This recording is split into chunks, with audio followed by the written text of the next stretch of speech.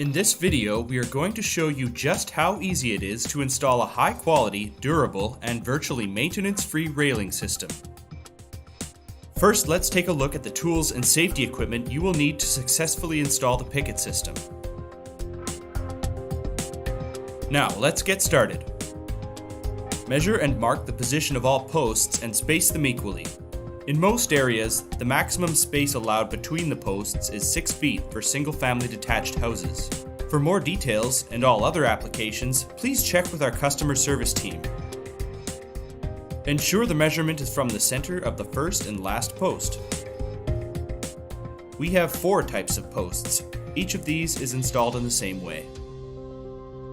The first step of installation is where we fasten the first post into position, ensuring that the post is plumb. Mark the location of holes to be drilled using the post base as a template. Then drill the holes for the anchoring fasteners. The size of the hole will depend on the type of fasteners used for your specific deck structure. Move the post back into position and use a drill with the appropriate socket to secure the post of a deck using 4 fasteners. The wood fasteners provided with each post are not suitable for all applications. Once the first post is secured, temporarily position the second post, but do not secure it yet. Cut the hand and base rails to fit between the posts. Insert the hand and base rails into the first post and attach using self-drilling screws. Then install the base rail support into the bottom channel of the base rail and insert all but the last 4 spacers into each rail.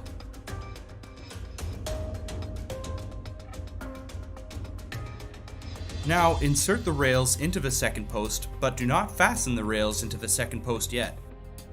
Slide the first spacer in each rail against the first post, then insert a picket into the base rail and swing the top of the picket into the handrail. Repeat these steps until you can no longer install pickets due to the second post being in the way. Slide the base rail support towards the second post and remove the second post that was temporarily in place and install the last few pickets and spacers. It's important to note that the distance between pickets and between a post and a picket must never exceed 4 inches. To ensure equal picket spacing at each post, cut the first and last spacers in the hand and base rails to equal lengths. Drill fastener holes for the second post, then move the post into position and fasten it to the deck surface, ensuring that the post is plumb. Once the post is fastened, secure the rails to the second post with self-drilling screws, and move the base rail support to the center of the base rail and secure the base rail support to the deck surface. Now repeat these steps to install each remaining railing section. Please refer to our installation guide for more details. If your railing system requires angled sections, is attached to a wall, or between existing posts, you can use our universal connector or wall mount bracket. The universal bracket can be used for angles on your deck. For stair applications, use the stair brackets that come with the stair hand and base rail kit.